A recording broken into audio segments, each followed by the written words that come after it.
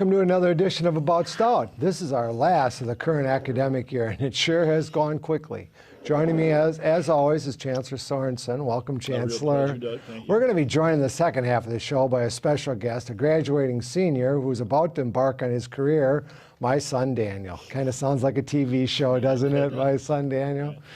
But let's get started with some general topics, and then we'll turn to some more specific ones. I just sort of generally, the academic year, obviously we had good enrollment numbers, and we started seeing that again. Right. I think it's been a very good year. We right around 9,300 students, roughly. Set a target for 95 in 2015. It will be close, but this is a very comfortable level for the campus. Provides a better source of revenue. It serves more students. It serves the region more appropriately. So I think we're comfortable where we are right now. A couple of months ago, the Career Services Office came out with its annual report that we track our graduates. 97% placement rate again. First, same numbers about the last 10, 12 years. They have been the same, and I think now it's getting traction. Now with the issue of student indebtedness, getting out in 4 years, paying back the indebtedness, I really think that our branding as a polytechnic, our job placement, our new programs, engineering, sciences, I think it's now really getting traction. Yeah, and obviously there's sort of a confluence of factors, because one of the big discussions in society and in the political world is college worth it? And I guess we have the numbers to show that they are. Yeah, I think that's almost a false question, I think, because any degree is worth it. I think the big focus, and maybe wrongly so, maybe rightly so, on do you offer a major that leads directly to a need for your region or for society on a larger scale, like engineering or mathematics.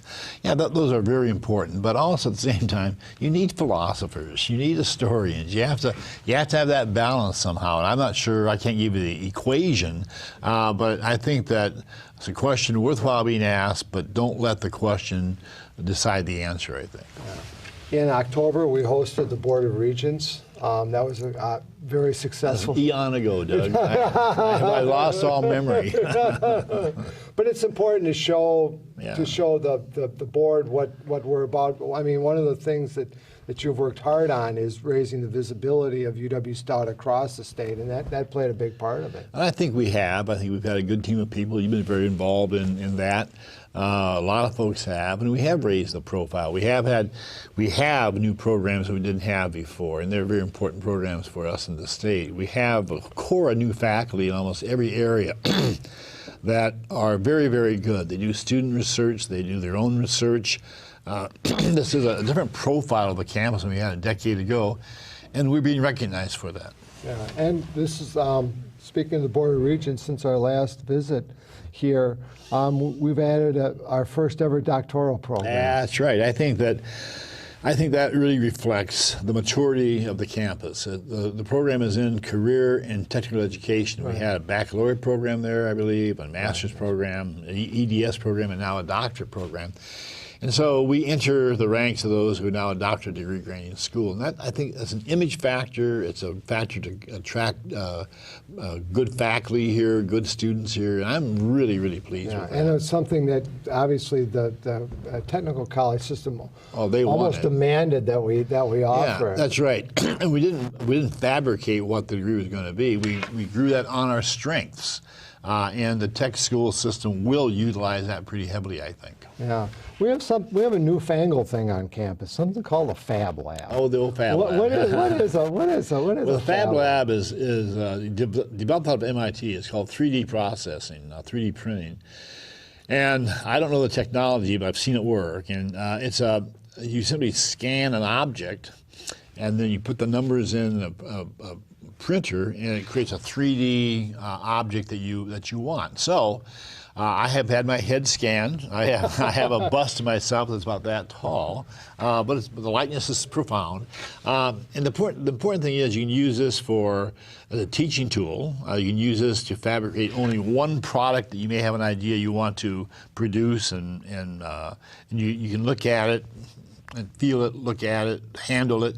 It's going to be, I think, a factor in developing the economy by a person that has a great idea. Here's one idea of my product, and sell that to investors. And they can prototype it. They can prototype is what I was searching for. Oh, Yes. okay. They can prototype it. Sure. And there you have it. And you can do this in a lab the size of this room. You can do it in any material, metal, composite, plastic, wood. Right. So it's a marvelous, marvelous tool. And it's out of MIT. We are now an associate of MIT. I was just going to bring that up, that we've joined the network that's administered by MIT. And they're turning to us to provide kind of a lead role for the two-year colleges, at least in this area. And they have a center called Bits and Atoms, developed now, I guess, within like the last 10 years, out of which comes a fab lab. And they're worldwide. They have fab labs all over the world. And the idea is to make these accessible to people to play around with and look at product, look at prototyping. So it's really exciting, really dynamic. Yeah, I think maybe we always have a bout start in the summer. I think maybe we'll take the show on the road. And We can image you. We'll go down. We won't even need you. Yeah. Just your Well, voice. That's actually kind of scary. And you also have a new member of your administration on campus. He's Dr. Joe Bessie joined us as provost. He has a rich background in public education, two-year education, private education. Comes to us from St. Martin's, Olympia, Washington. He's very, very good. He just arrived May 1, the day of the snowstorm. So and he's still here after all introduced to that. the blizzard, right?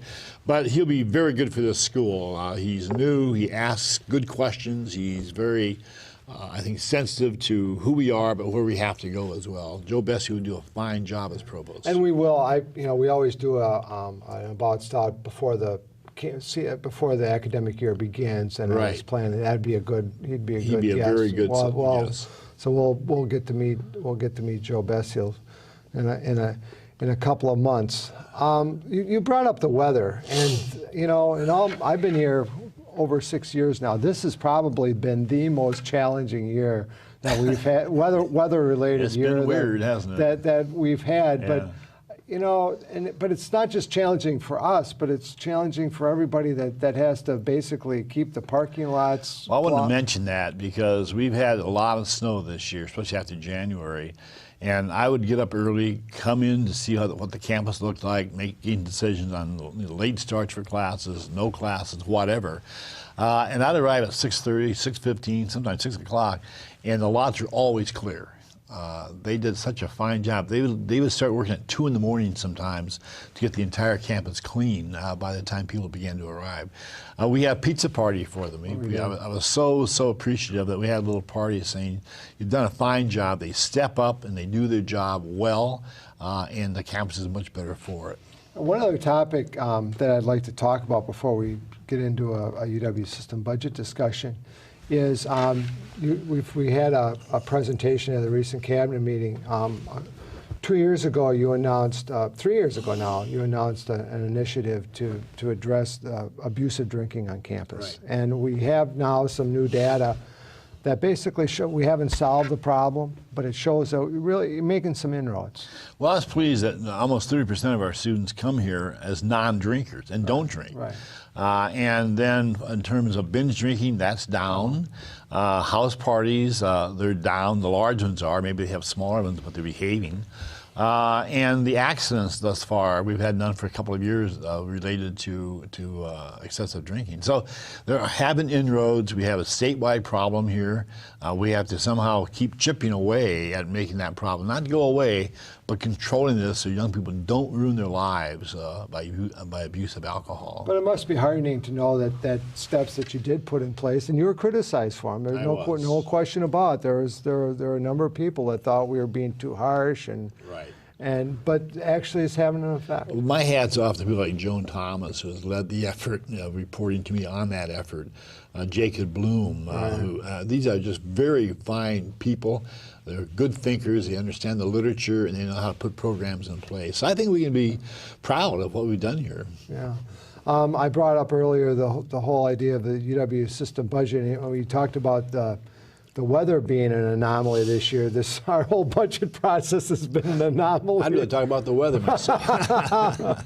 But I guess the scene is the governor put out a budget proposal which most people thought was about as favorable as they've seen in a number of years. It wasn't exemplary, but it was favorable. And then we got the news that UW system had over $1 billion in various reserve accounts. Right. And including over $400 million in accumulated tuition, not here.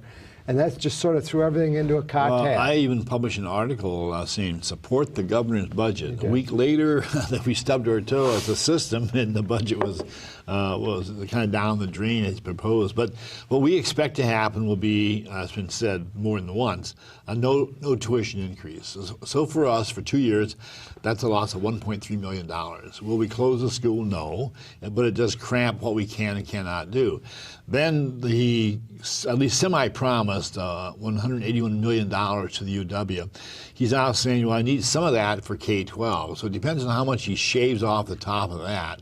If he took it all, we'd have almost a $9 million shortfall. That would be pretty disastrous, but I don't think he'll take it all. So he's trying to balance between what he wants to take for the sake of K-12's better support there and what we have to have. And he said he'd leave enough money to maintain a world-class system. So it's really gray right now, Doug, and we don't know exactly what the outcome is going to be. And one of the frustrating parts I know for you and for me is that as far as UW Stout's concerned, we're not really a major player in these cash reserves. No, we've driven them down. We have one of the lowest cash reserves in the UW system. We've been criticized by our accreditation body, the Higher Learning Commission, because we have too few dollars in reserve against the way we spend money. So it's interesting. It's frustrating.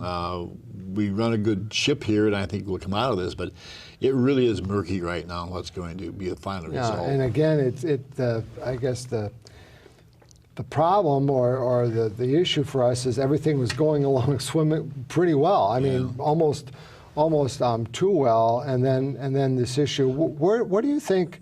I know you've been privy to some discussions.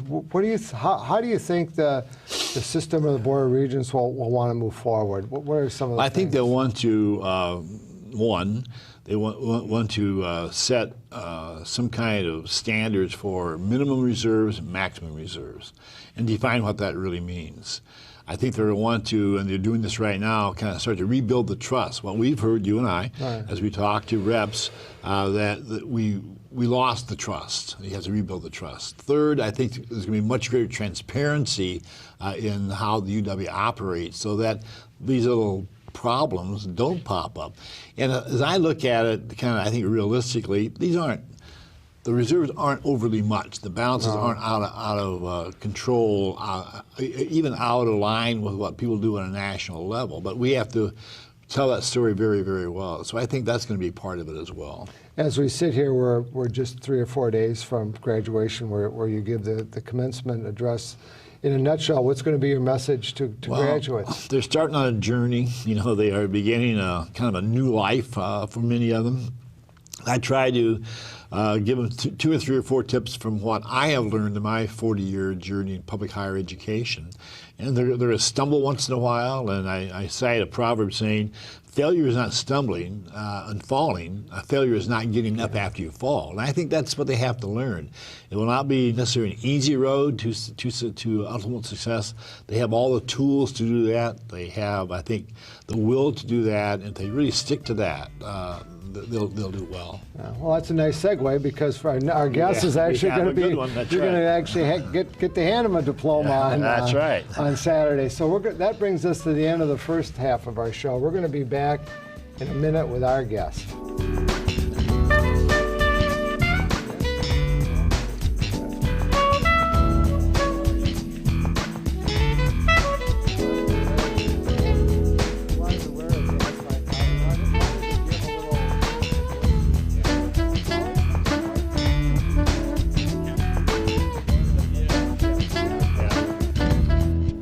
I'd I'd like to welcome my son Daniel to the show. He's a graduating senior and has been at UW Stout for 4 years. It's gone very quickly, hasn't it? Very quickly. It's the best time of my life. It was awesome. Welcome, Dan. Let's just talk a little bit about how you got here. What brought you to Stout, other than the fact that your dad worked here? Well, I started out, it was about my junior year in high school, where I was in a class, it was computer construction and network design. It was my favorite class that I took in high school. It was awesome. Every day I looked forward to going to this class, and I found my passions were in computers. And coming from you and coming from what I heard, I know that Stout was very technologically oriented. They're a Polytechnic university, and technical's in the name. And so they're awesome with, providing the best technology possible for classrooms. And what better major to go into and experience this technology is information technology management. And it's a medium to small size campus, but it's very community oriented.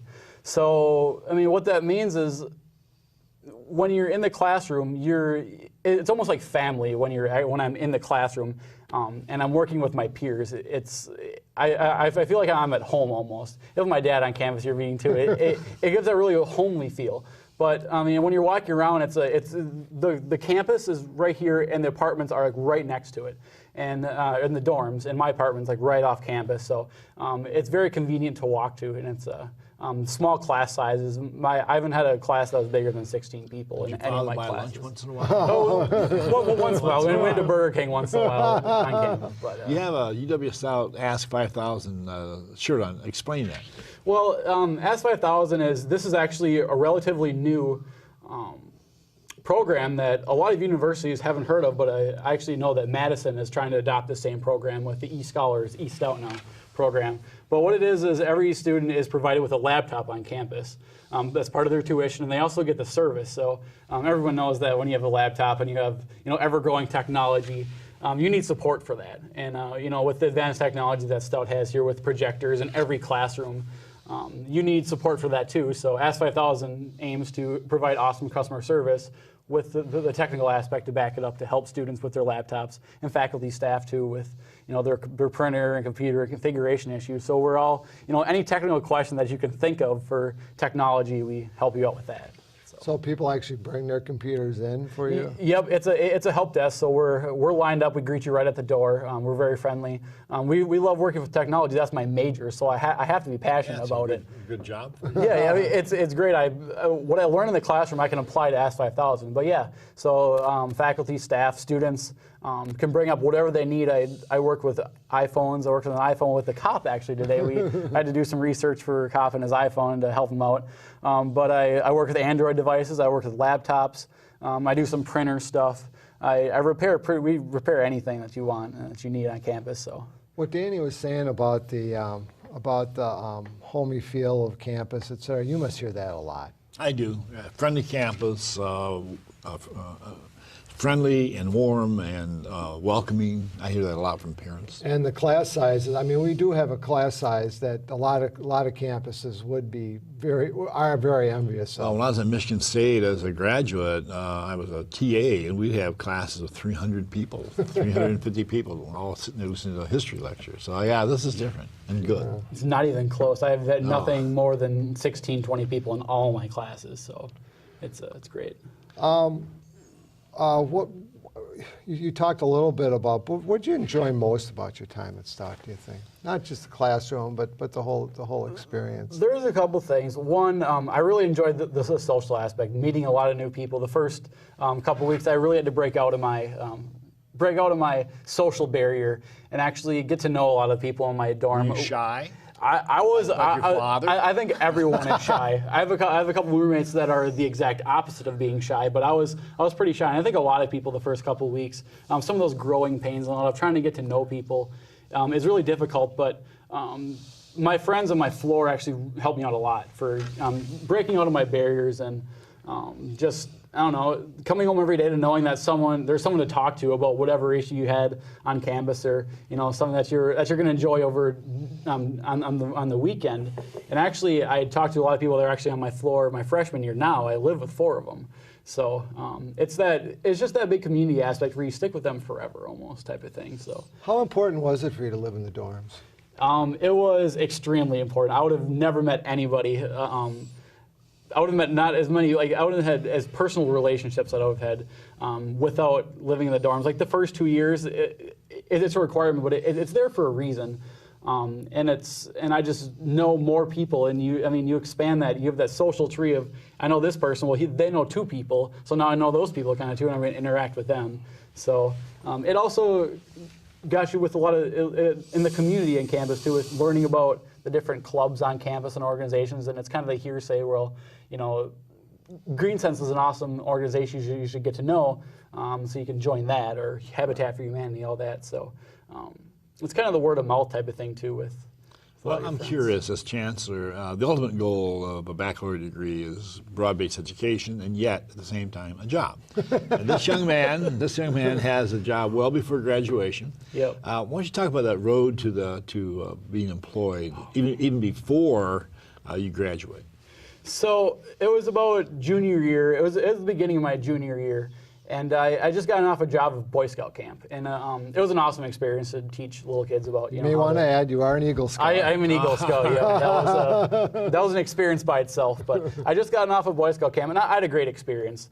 But I just didn't enjoy that kind of work with the really customer service oriented kind of stuff where every day you have to get up and tell the young kids how to build a fire, or all that. It was an awesome experience, and I learned a lot. But I wanted something a little bit deeper and a little bit more technology oriented. So I started searching for jobs it was about September, October. A couple job search engines helped out by Career Services. And they have a great program too with Career Services. They help you out. I get an email almost daily telling them, please join this, or please call us to set up an interview with us, or something like that, mock interviews. So I started looking for jobs about September, October range. In the Minnesota areas, that's where a lot of the jobs that I found are, in the Minnesota area. So I started searching for that, and it was about May. I remember I was in accounting class, and I had a couple of interviews with this place. It was called Patterson, where I'm working now. They're in Mendota Heights, and I had a couple of interviews with them all over Skype, or just over the phone. I had no in-person interviews, as all. Over the phone, and I was in an accounting class, and I was given a call. They were saying, "Hey, you got the job. When do you like to start?" type of thing, and that was the best experience. But that road, it was. I actually think I lost some hair actually over that last semester. But no, I had a lot of support with my parents and with Career Services and in my classes too. Did you get a job? Here's how you can improve getting a job. Dan, did you have a co-op experience? It was originally an internship. I didn't really have time to set up a co-op at the beginning. I just want to get a job. I want to get a good paying internship that gave me a good experience, and then I actually turned that into a co-op. They were really supportive with actually turning my internship into a co-op. I just had to compose like a one-page paper what I learned and. Got credit. Do it, yeah, and I got credit for it. So 3 credits for my internship, and they're really flexible of turning that into a co-op. So the internship then turned into a job. The internship did eventually turn into a job. I was kind of I applied to a couple other places, and I didn't really feel comfortable with going into the environment right off the bat when I could just be comfortable with what I worked for a whole summer. Type of thing, and I also took a couple classes while having that internship, so it was a big experience. But yeah, they liked it that I had really good communication skills. There's a lot of communication-oriented classes here at Stout too. They loved it that I had good communication skills, and I was very friendly. I was willing to do anything that they wanted me to do. I just wanted to get that knowledge and experience. So. I'm curious that you talked about with accolades about UW Stout and all it provided for you. What would you change about Stout or the experience if you had the right to change something? Are there any elements of that? There wasn't a whole lot. A little bit more major specific. So with information technology, there's a lot of aspects. I actually helped out my friend my roommate that was interviewing for a job, and they actually recruit for information technology. And I went through all the different things that I'd learned, but we didn't get into detail with a lot of the stuff. So a little change or revisement of some of the focuses in my major would be great. I don't know if I haven't heard of changing the focus of other majors, I don't think that's a problem. But with mine, it's also really tough to kind of adapt to all the different changes in the technology that's going on, especially with the technology being so expensive as it is today. If you buy a storage server, it'll cost you around maybe $4,500, maybe even more than that. So it's really hard to kind of adapt and all that. So a little bit more focus in some of the more areas of my major would be great. You're getting out in 4 years. How hard was that? It was extremely difficult, especially coming in with not having calculus. I took pre-calculus in high school, and it really prepared me for math here. But I needed to take 1 year of math, which didn't count at all towards my major. And I also took a Spanish minor, which only counted towards about 2 or 4 humanities credits as well for my major. So it was extremely difficult. But you did it.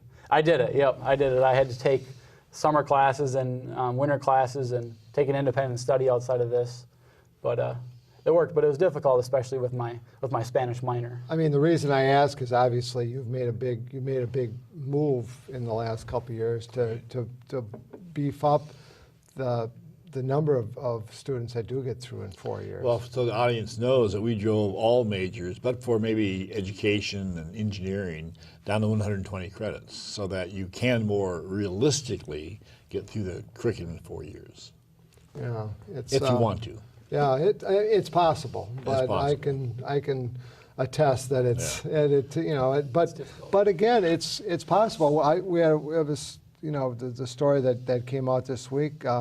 Miss Minnesota USA is a student here. Right.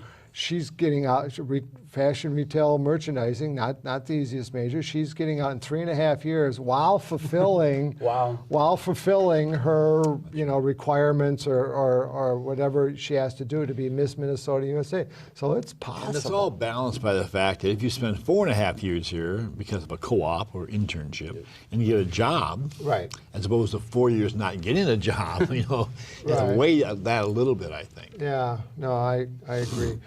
So talk about what the job will entail when you do leave here. What are you going to be doing? So with my job at Ask 5000, and someone comes up and they ask me, what is the problem? I try to put it in layman's terms. So I'm going to try to put it in layman's terms because there's a lot of really major specific, as they say, alphabet soup with a lot of the terms and stuff. But I'm the system support analyst for Patterson. So there's 3 tiers of support. There's the help desk support where they call in and they want a password reset or something. That's the first tier.